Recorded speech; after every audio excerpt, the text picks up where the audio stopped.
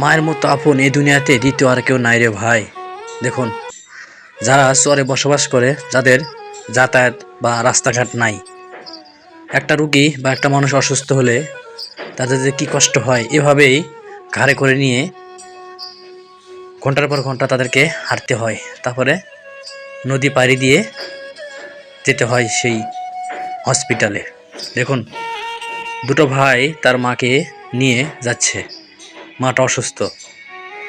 আসলে যারা চরে বসবাস করে, চরের ভিতরে যমুনা নদীর চর আছে, আরও বড় বড় পদ্মা নদীর চর আছে। এগুলো চরে মানুষ অসুস্থ হলে ঠিক এভাবেই তাদেরকে বাস করে যেভাবে দেখতেছেন আর কি, তারপরে তারা মানুষকে নিয়ে আস্তে আস্তে রাস্তা পাড়ি দেয়। কারণ তাদের যে রাস্তা, এটা হচ্ছে মাটির রাস্তা।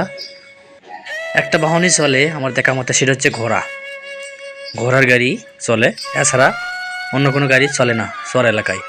একটা মানুষ অসুস্থ হলে এভাবেই তাদেরকে নিয়ে পাড়ি দিতে হয় মাইলের পর মাইল রাস্তা। তারপরে তারা নদী পাড়ি দেয় হচ্ছে নৌকা দিয়ে।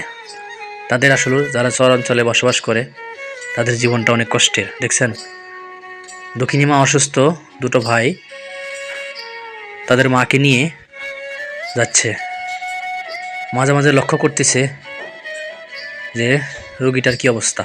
আসলে চর অঞ্চলে যারা বসবাস করে, বিশেষ করে যারা গর্ভবতী মা, তারা যখন অসুস্থ হয়ে যায় বা হসপিটালে নেওয়ার জন্য যখন খুব প্রয়োজন, তখন তাদেরকে এভাবেই নিতে হয়, কিচ্ছু করার থাকে না।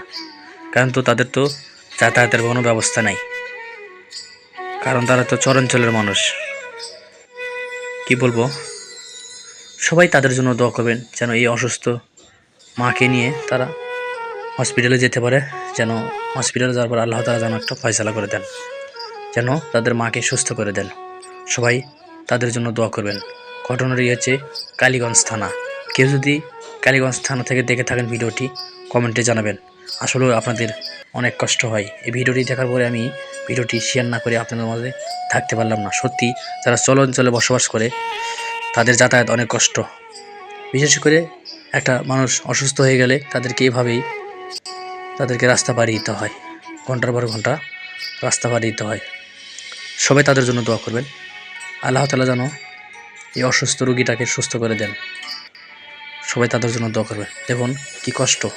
আসলে যারা চরে বসবাস করে, তাদের জীবনটা আসলে এরকমই, অনেক কষ্ট করে তাদেরকে পাড়ি দিতে হয়। সবাই তাদের জন্য দোয়া করবেন। আজকের এই ভিডিওটি যে যেখান থেকে দেখছেন, প্রিয় প্রবাসী ভাইয়েরা, দেখেন যারা আসলে চরাঞ্চলে বসবাস করে, তাদের জীবনটা কত কষ্টের। একটা মানুষ অসুস্থ হলে তাদেরকে কিভাবে নিয়ে যেতে হয়। যেখানে একটা বালির ভিতরে মানুষ নিজে নিজে হাঁটাই কষ্টকর, সেখানে আরেকটা মানুষকে কাঁধে নিয়ে এভাবে যেতে হয়।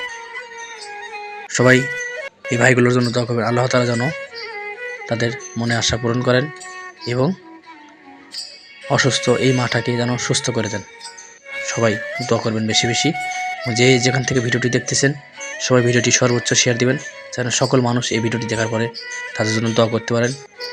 আল্লাহ তাআলা কার দোয়া কবুল করেন কিচ্ছু বলা যায় না। যারা যারা ভিডিওটি দেখছেন, সবাই তাদের জন্য বেশি বেশি দোয়া করবেন। আল্লাহ তাআলা যেন এই অসুস্থ রোগীটাকে সুস্থ করে দেন। এই দুটো ভাই যে কষ্ট করে নিয়ে যাচ্ছে, আল্লাহ যেন তাদের মনে আশা পূরণ করেন। কারণ তারা যে মেহনত করতেছেন, যে কষ্ট করতেছেন, যেন অসুস্থ রোগীটা যেন সুস্থ হয়, এই আশায় তারা কষ্ট করে নিয়ে যাচ্ছেন।